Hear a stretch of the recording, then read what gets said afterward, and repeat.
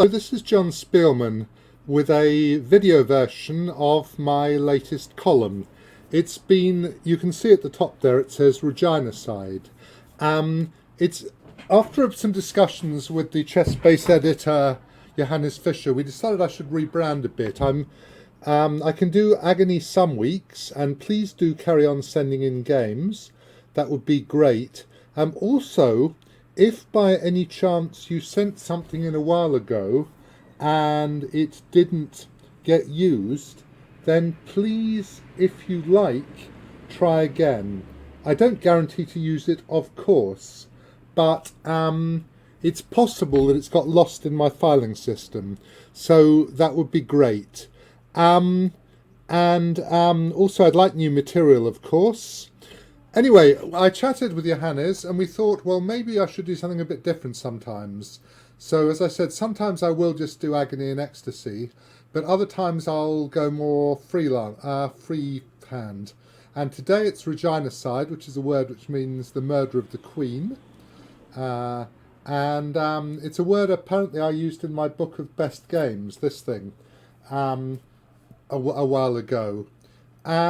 So I got 3 games in which a queen was sacrificed, either by me or I've got a variation from a recent game as well, where there wasn't a sacrifice, but it would have been interesting. It would have been, well, she would have putatively have been sacrificed. And first, actually, I've got a mad rook, who I suppose could be Rasputin. When I thought about the queens, I wondered if I could get a tie-in with Henry VIII, who, as many readers will know, or viewers will know, was a 16th century English king who had 6 wives, 3 of whom he had beheaded, as you do if you're a Tudor monarch. And anyway, but first, last week, an Albanian electrical engineer, Artan Alushi, sent me a couple of games, and one of them involves a mad rook. It says in the article who he is. He started playing chess about 10 years ago, and he played some good games, but they're blitz games on the chess-based server, which he loves. Also, if anybody knows of the file of 100 legendary chess games, then please tell me, or by email, or because Artan has lost the link, and that was his favourite file. Anyway, now let's go. I'm just going to check for a minute, so you're going to get a silly screen for 1 second, and I am recording. I'm sorry about that. I just wanted to make sure I wasn't speaking to myself. And you get a regress when I go on to my little streaming software. Anyway, so this is column 122, but it's not an Agony column. And the first game is, he plays as the Shah, this guy, and they reach this position. And here his opponent played a6 and he started checking with his rook. It's called a mad rook because if you take it, it's stalemate. So it can go mad. And the game actually continued like this. And after a while, white gave up and made the draw. I don't know who was shorter of time. It may have been a good idea to do this so he didn't lose on time. Now the question is there a way to hide? When I first saw this, I was doing it in my head and I wasn't trying very hard because I am lazy. I do our software sometimes more than I should. And I thought, oh, maybe this position's actually a draw. Maybe there's no way to win this. But in fact, there is a way for white to evade the checks. And when I asked an engine, I usually use Houdini, in fact, but I could obviously use other engines are available, including Fritz and Komodo and others. It went ping or beep or something and showed me very quickly that white is actually winning this position completely. So at the end of this, I will show you how to win. Let's go back, and I'm going to have 3 games in which there were queen sacrifices. This is one of the ones I used in my book, and it was in the 1982 British Championship against Andrew Martin, who's a good English IM. Basically, he's sometimes quite silly in his chess, but he is really a very sensible player when he wants to be. And he played distressingly sensibly against me in the opening of this game. And I ended up I wanted to beat him. It was the 6th round of the British Championship, and at that time the British Championship was held over 2 weeks. 6 rounds, then a rest day on the Sunday. There was a cricket match between chess players and a local team, and pretty much drinking and lying around and whatever. And then the second week, and what happened was you tried to get a decent score on the first week, excuse me, and then to fight with to the death in the second. So I wanted to improve my score or get a win in the last day of the first week, and this is how the game went. I'm not going to take a great deal of notice of the opening. That's okay. You can play knight e4 and c5 if you want to. Actually, it's a theoretical line. I thought I couldn't play d4. e4 would be a perfectly good answer anyway. For some reason, I thought that if d4 takes, c5 would win the exchange. Well, first there's the move knight b5, and I suppose knight e4 wins the exchange, but white gets huge compensation. There's also just knight c2, knight h5, queen d2, which threatens knight c3. And if you take and take, then white obviously has a pretty good game, a very good game indeed for the exchange. And it would be a lot of fun to play. And so I don't really know why I didn't go d4. Anyway, I went bishop b2. And now it's hard to get in d4. I wonder if I should have... I think I could have gone knight d5 now. Would have been quite a good idea, because he can't take and play e4, because if he takes, then his bishop gets trapped. So knight d5 would sort of unsheath this bishop along the diagonal a bit, which would be... Sorry, it's an alt in this. Wrong one. Excuse me, this one, and then we'll do a diagonal. Approximately, and that's fantastic. Well done, the software. So anyway, he played g5, and I can't really go knight d5, because the bishop has a retreat square in g6. And here I just decided I didn't particularly like my position, so I thought, let's do what I want to do. I quite often do play the moves I want to play, so I played d4. He could have played e4, but there was a big temptation to do this. Apparently I thought 6 minutes here. I don't know really why, because I knew I was going to give up my queen. Knight d5 is a decent move, apparently, and knight e2, d3. By the time I've won the pawn back, something will have happened. Well, I've got 2 pieces for the queen, and I have a very, very, very beautiful diagonal, and I have a square for my knight, and I'm fighting. And I thought it was a good practical punt.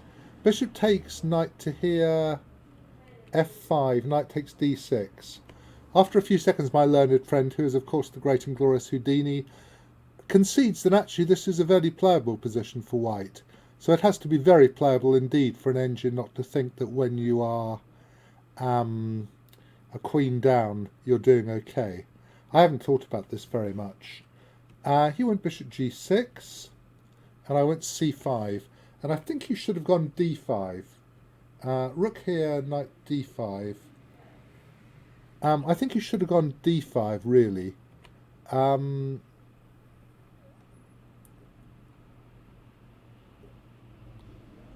Or certainly he should have thought about going d5 soon. Maybe not in this position. Actually, d5 at the moment loses to knight takes d5, doesn't it? So rook b8, knight d5, f6, knight e3.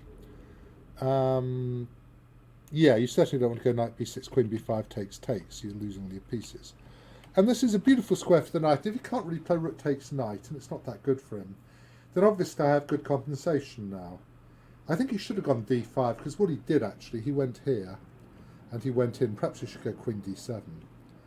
And now I just have a beautiful game. I have a fantastic d-pawn, and I have a lot of attack against his king. Can't take in b3 at the moment, because the bishop d5 check. King h7, knight d5. Presumably you're threatening f6 quite seriously. Hits my rook and b4. Hits the pawn, and rook a1. Now apparently rook a5 is really strong, and knight f6 check. Basically I like my position so much now I really didn't want to do too much to it. So I played rook d1, queen e2, I took. here. Now apparently I could have gone knight d5 check, rook checks and bishop e4. I mean, I did see this. I just thought, well, I don't know if this works or not, and it's all so complicated. I thought bishop b4, I've given that an exclam in my book, but in fact there's a way to win. Queen f1, check here, check here, check. Okay, jolly good, but it involves quite a lot of checks, and it's all a bit messy, and I'm a move away from getting mated. He was in time trouble now, and I saw a way to improve my position, and it was clear that in time trouble he wouldn't be able to find any good moves. So I went king g1, he went backwards and forwards, and now my king is in g2, I can do this. Splat. He resigned because of king e6, rook checks and rook takes rook mate. So that was a nice game by me. I mean, it's not terribly sound, but it shows what I think about having two minor pieces for a queen.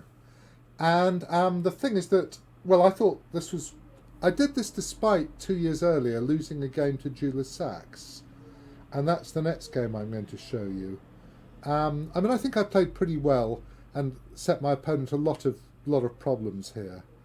And that you'd have to be a pretty strong player to survive the number of problems I set you. Though, I mean, you know, Andrew Martin could certainly have done so on a good day for him. It could have happened, but it didn't. As I said, if king here, well, you can see king e6, rook h6, rook f6, rook takes rook mate. I'll just do it to there, rook takes rook. And I'm not going to save this even. Well, I will go take it back and go there and promote it as you do. What do I do? Do I promote variation? Yeah. And we'll go control R. I haven't tried to proofread this particularly. Okay, that was this one. A couple of years earlier I was playing for England in Skara. This was the tournament where Tony Mars played 1a6 against Anatoly Karpov. I was playing Yefim Geller at the time, and sadly I didn't see Tony play a6. I was playing whatever tedious rubbish I played against Geller. We drew very quickly, I think. So I watched this game and I saw Tony win, and I thought this is fantastic. But I didn't know that, I'm going to turn it around as well from my point of view, I didn't know that Tony had stuck two fingers up, or done this, whichever is your preferred method of sending a rude sign, at his esteemed opponent. And it's alleged, I mean I believe it's true, that Karpov wouldn't play in the same tournament as Tony for some years after that because of this gross and appalling insult and the outcome of it. And yeah, I think we may have, I can't remember what the result of the match was. What I do know is that in this tournament it was freezing outside. From a British point of view, it's about -20. And I think our match captain, David Anderson, managed to get the Russians, I think we were booked in the same hotel by mistake, and he managed to get them kicked out, which was a great triumph of British shouting, I would say. Anyway, this was this game.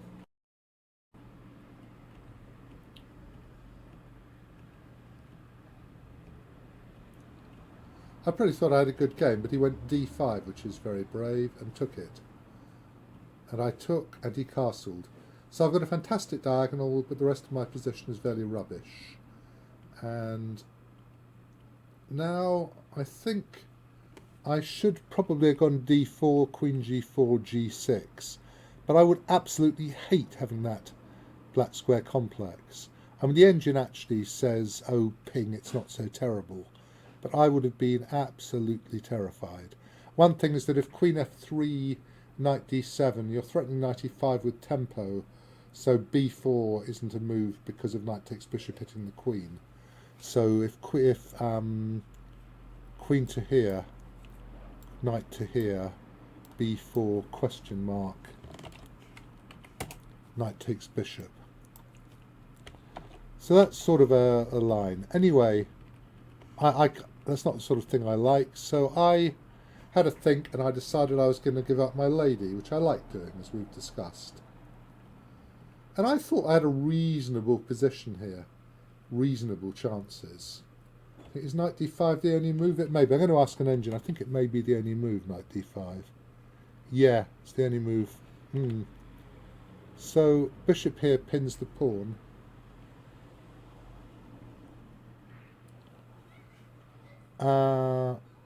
Now, somewhere round about here, I don't know what people will know about team tournaments in the old days when we faced each other over the board, which already seems years ago. But there used to be deals between team captains sometimes, particularly the Hungarians, who are, very much into that. And so I think that the Hungarian team captain, I don't know who it was, I haven't looked this up, offered David Anthony a package whereby I lost this and we got some corresponding advantage and some other board. And I was asked, and I said, no, I think I'm doing reasonably okay. And maybe I wasn't entirely wrong, but in the end it all did go pear-shaped for me. I think he should maybe have gone f4 at once. I think maybe that was a good idea. But I mean, anyway, you've got chances here. I think h5 is a stupid move. It's a move that I play with my hand. I like playing h5, but you should go h6, because when they got the queen, then it's quite likely you're going to have a problem with your king at some point. Having the pawn on h5 just makes it much worse. So, I mean, actually, the engine says h6, a5, rook to there, rook d4. And after a little while, it doesn't think it's that terrible. You can try to play sort of queen d2, and maybe sometimes you'll be able to play. I think queen d2 may be a move here, is that right? It's queen d2. Oh, bishop f3 it's saying, is it? No, rook f3 it wants to. I mean, you can try to play this position if you want to as white, but I don't think this is that terrible with this bishop and this rook. Maybe you should lose, but you'll play rook e2 and you'll certainly be fighting. Rook e2, I mean, okay. It's dangerous, but you must have some chances. But I started to go wrong. Knight b4 is a stupid move. It's the wrong side of the board. Once a pair of rooks get exchanged, it's getting pretty critical, because you need as many boys on the board as possible. Don't know why I didn't go bishop c6 now. Just goes queen takes c5. Okay. So now my pawn on h5 is definitely a liability. I mean, I can't go king h7 because of queen h5 check. I couldn't anyway, could I? Queen h5 check would have been mate anyway. That's threatening to go a6. That's not helping. And I resigned. So well done, Julius Sachs. He was a very nice man. I knew him not very well, but he actually stayed at my house when I was little. I was a member of Hampstead Chess Club, and there was a guy who was a Hungarian refugee, a Jewish Hungarian refugee, who was a member of Hampstead Chess Club, who sold cloth, Martin something, I can't remember his name, but he got my mum to put Julia up for the night before Teesside, I think, and so poor man had to play blitz with me, and I think I did win one game. I was probably 15 or something, but I lost quite a lot. And then I told him about this years later. It's a great shame he's died. Anyway, that was this game. And the third thing I'm going to show you is actually something contemporary. It's Nakamura Carlsen. It's the second game of the final of the Carlsen Invitational Tournament on another server. I'm going to scoot through to the critical position. As you know, Carlsen played this line against Nakamura, which I suppose was saying to Naka, how are you going to refute your own opening? Because Nakamura's been playing this constantly as black. And then Carlsen played knight h5, which I see Nakamura has since played himself. He'd always been playing c6 previously. Okay, I don't know about the theory of this, but... I mean, white does have space, whatever happens. And I'm not sure whether you should be getting rooks off or not. It's hard to tell. By the way, when he played takes, I don't know if you should play b5 or takes. Somebody who's played this position can tell me, but just looking at the board, I can't tell. If you play b5, then white will try to attack on the king side. So, okay, this game, they played some moves. I'm not sure. H5 is quite weakening. It looks like a good idea, but it might not be. I suppose White would play H4, H5. Queen A3, a good idea to get the A file. Knight to there. I think if you take with the knight, then the bishop isn't a great piece, probably. But it does cover G5, which could be a good thing, I suppose. Queen E2 is a mistake. I was commentating at the time on twitch.tv/Jonathan Speelman, and I thought this was a mistake and Knight F8 was better, and I was right, but for the wrong reason. After this, if you go Queen A7, then Queen E4 is a good move, preparing G5. And this actually is perfectly okay for black. Main line goes like this or something. And black is perfectly okay here. I don't know if you could actually have gone to E7 maybe, that might be better slightly, mightn't it? But probably you get to the same thing actually. So that didn't work. Knight G5 gave white the advantage. And I thought of playing H4 here as well, and then the engine went beep and went here. Now if Knight B8 you play G4 and round up the H pawn, so you have to take and take, and this is also an unpleasant ending because you're going to get a past H pawn at some moment. I'll just quickly show what happened in the game. Should have taken with this pawn actually, and there's an interesting queen ending. Sorry, yeah. After a minute, you get to this position. No, there's a pawn ending in this one. This is a pawn ending. Draw. Neither side can approach the pawn because they lose. Sorry, I know that was very, very quickly. And after this, he got to a really lousy ending, and here the best move. There's Knight E6 is interesting actually. It leads to another queen ending. The best move is in fact King E7. Engine points out that in this position you play F4 check. If takes, you go Knight G7. If king to here, you go here, here, G5. With counterplay on the king side. So it wasn't that clear, this position. I mean, probably doesn't. I mean, Knight B4 might be a good move, I suppose, but if you get a passed pawn on the king side, at least it's going to be a fight. I don't know if you can go Knight B4, Knight C7 anyway and still make some trouble. Anyway, this is interesting.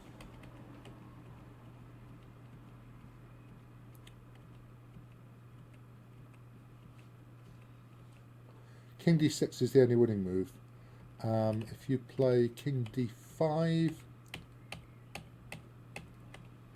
then the only winning move, any drawing move is Queen G3 apparently. Obviously I asked a table base about this. And white's much better because with King E3 you have Queen C3 check. You have Queen C3 check. And what happened after King takes F3, Queen E6? I think white's winning this actually. I think I asked a table base and it is winning. It's not obvious, but it's not that big a surprise. You're going to win the D pawn, and then as long as you can get out of the way and push it, then you get queen and centre pawn against queen, which is basically winning. With a centre pawn it's winning reasonably easily. With a bishop's pawn it's harder, with a knight's pawn it's much harder. With a rook's pawn it's often drawn. Now the line I wanted to show you though, the reason I've got this here, is because Knight F8 is the best move. Now you should go Queen B1 here, and that makes a draw, in fact. But Knight H7, Queen to there, that's a Zugzwang.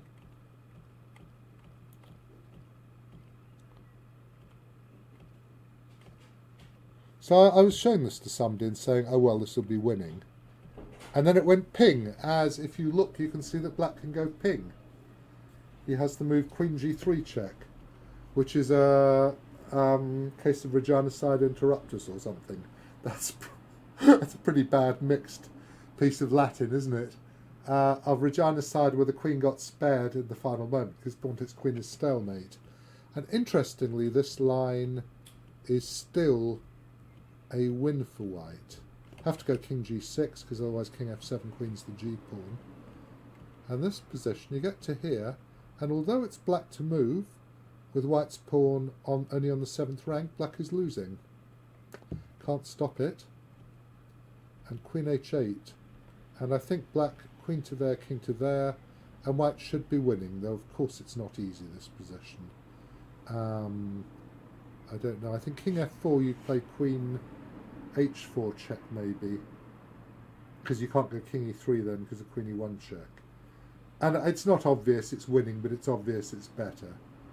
And actually, I think engines, if I ask an engine, which I will now, it says +2, yeah. Really doesn't like it. So, okay. Not obvious to me at all, but true, presumably, if it says +4.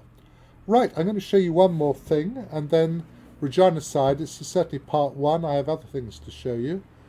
Other games in which either I sacrificed my queen wantonly or otherwise, or other people did.